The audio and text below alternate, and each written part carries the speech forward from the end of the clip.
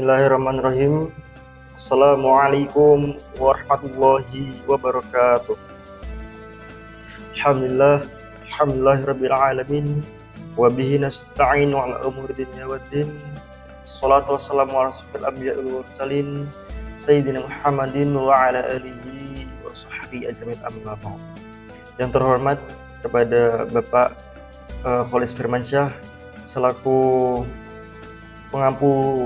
dosen pengampu mata kuliah usul fikih. Yang terhormat kepada teman-teman, marilah kita panjatkan puji syukur kehadirat Allah Subhanahu wa taala sehingga kita dapat bersama-sama berkumpul juga menyaksikan video ini dalam keadaan sehat walafiat dimanapun kita berada. Kedua kalinya salawat serta salam selalu kita curahkan pada junjungan kita baginda Nabi Muhammad SAW yang semoga selalu kita junjungkan, selalu kita tinggikan nama beliau, dan kita harapkan syafaat beliau di yaumul qiyamah kelak. Amin amin ya rabbal alamin. Baiklah, kepada teman-teman jemaah hadirin sekalian, pada kesempatan kali ini saya Muhammad Fahrul Razi, mahasiswa pendidikan agama Islam, jurusan ilmu pendidikan Islam, Fakultas Ilmu Tarbiyah, dengan NIM 31 akan sedikit menjelaskan tentang materi usul fikih, yakni amar, nahi, amkhos, serta nasah wal mansukh.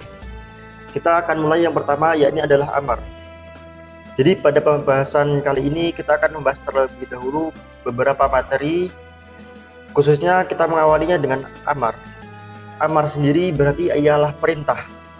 Secara dari pengertiannya, dari bahasa amar yang berarti permintaan untuk melakukan sesuatu dari yang lebih tinggi pada yang lebih rendah. Secara istilah, tuntutan yang bersifat pasti atau jazim dari pembuat syariat, yakni Allah atau Rasul, kepada mukhalaf atau umat Islam untuk melakukan suatu perbuatan. Berikut adalah dasar amar. Secara umum, perintah amar dalam Al-Quran serta Sunnah menunjukkan hukum wajib atau al-wujub, serta jika ada indikasi atau qarinah tertentu maka makna perintah bisa menjadi suatu sunnah atau mubah, anjuran, ancaman atau lainnya. Dari segi kaidah usuliyah, al-usulu fil amri lil wujubi malam tasrifu qarinah, yang artinya asal hukum perintah adalah wajib kecuali ada indikasi untuk memalingkannya. Bentuk perintah dalam Al-Quran dan hadis kita akan bahas sedikit. Yang pertama, bentuk amar dari fi'il amar atau kata kerja perintah. Contohnya adalah shollu, atau yang artinya sholatlah. Di sini penjelasannya adalah wajib untuk melakukannya. Yang kedua adalah ya'muru, atau memerintahkan. Contohnya adalah innallaha ya'muru bil adli. Allah menyuruh berlaku adil, yang berarti seruan secara formal. Berikutnya adalah kutiba, ditetapkan atau diwajibkan. Contoh ayatnya adalah kutiba alaikumul qital, atau artinya diwajibkan atas kamu berperang. Di sini dijelaskan artinya hukum wajib. Yang terakhir adalah hilla, atau dihalalkan. Hillalakum at-tayyibat, dihalalkan bagimu yang baik, yang berarti menunjukkan kebolehan. Dari contoh berikut pembahasan amar, yakni salah satunya dari Quran surat An-Nahl ayat 90. Bismillahirrahmanirrahim. Innallaha ya'muru bil adli wal ihsan wa ita'idil qurba wa yanha 'anil fahsya'i wal munkar. Artinya, sungguhnya Allah menyuruh berlaku adil dan berbuat kebajikan serta memberi kepada kaum kerabat. Contoh lain adalah dari surat Al-Baqarah ayat 183. Ya ayyuhalladzina amanu kutiba alaikumus syiyam. Wahai orang-orang yang beriman, diwajibkan atas kalian berpuasa. Dalam penerapan hukum Islam, bentuk perintah yang menggunakan kata seperti kutiba, fabul uhilla terkadang tidak hanya bermakna wajib, tetapi juga berarti kebolehan ataupun anjuran tergantung pada konteks kalimat perintah tersebut. Berikutnya kita akan membahas tentang nahi maupun artinya adalah larangan. Secara bahasa an-nahyi, an-nahyu berarti mencegah atau melarang.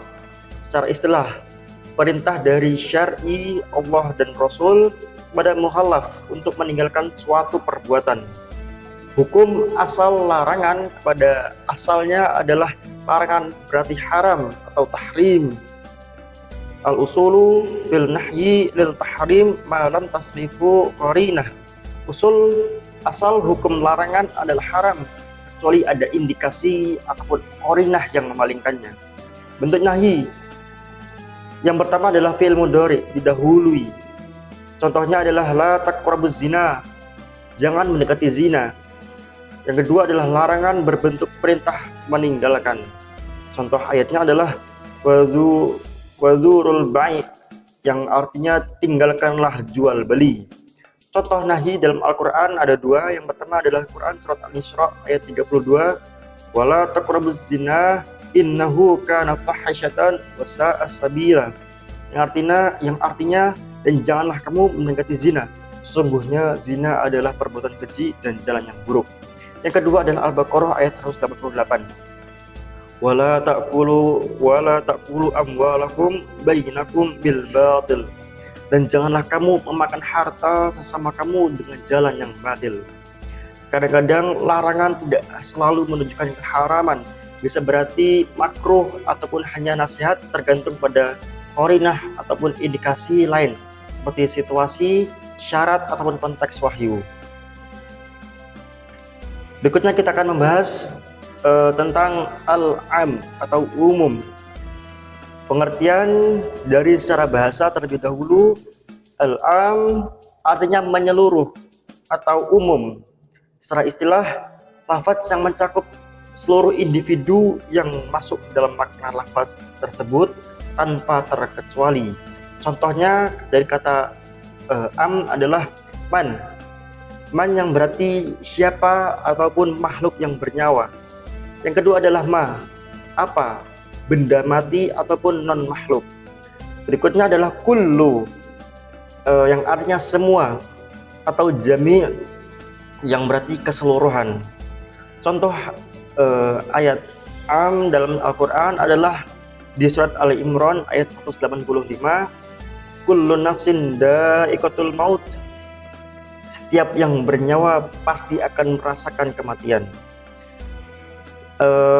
Dari contoh lain ada dalam surat Al-Baqarah ayat 2, hudal lil muttaqin. Al-Quran sebagai petunjuk bagi seluruh orang yang bertakwa. Dalalah am, menurut jumhur lafaz umum berlaku luas namun boleh ditaksis.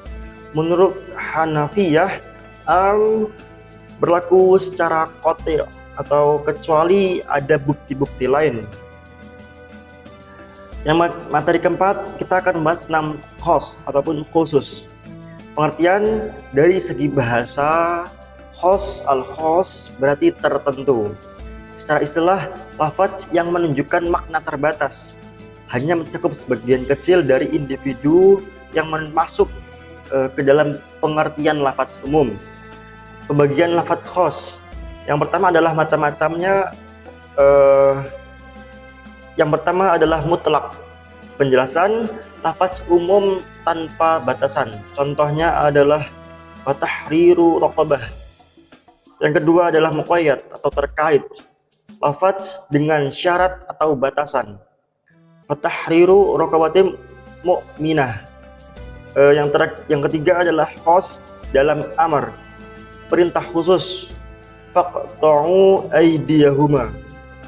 Yang terakhir adalah khos dalam nahyi, larangan khusus, wala tankihul musyrikat. Contohnya dalam Quran surat An-Nisa ayat 92, fatahriru raqabatin mu'minat.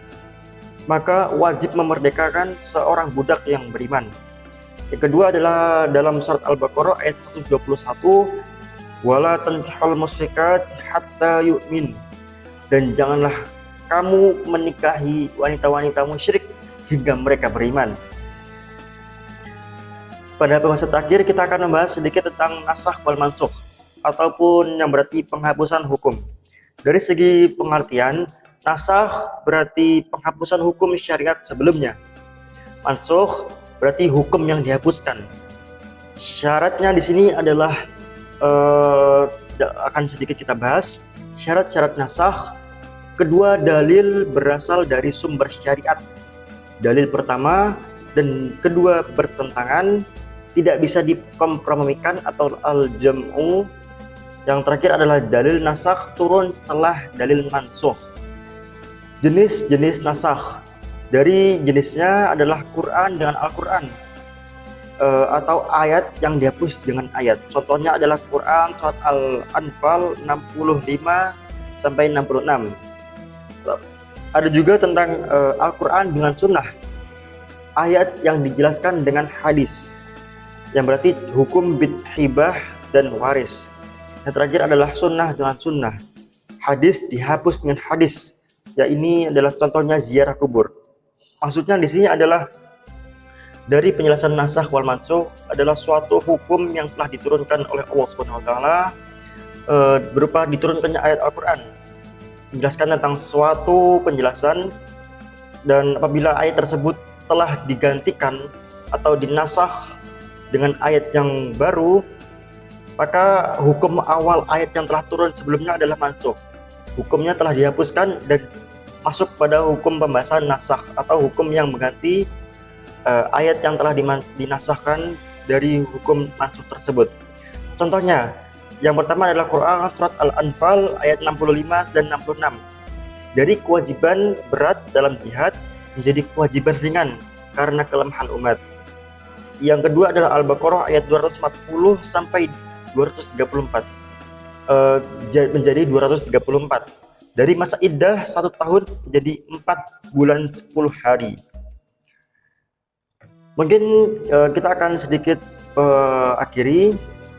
Dari prosedur penutup, amar menunjukkan wajib, nahyi menunjukkan haram. Ini bisa kita hafalkan bersama untuk sebagai pengingat serta menambah pengetahuan kita. Amar menunjukkan wajib, nahyi menunjukkan haram. Am berlaku umum, khos mempersempit makna.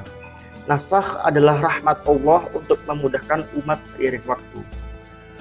Baiklah teman-teman sekalian, juga kepada Bapak Kholis, mungkin hanya ini yang dapat sedikit saya sampaikan mengenai materi amar, nahyi, khos, wal nasakh, wal mansukh.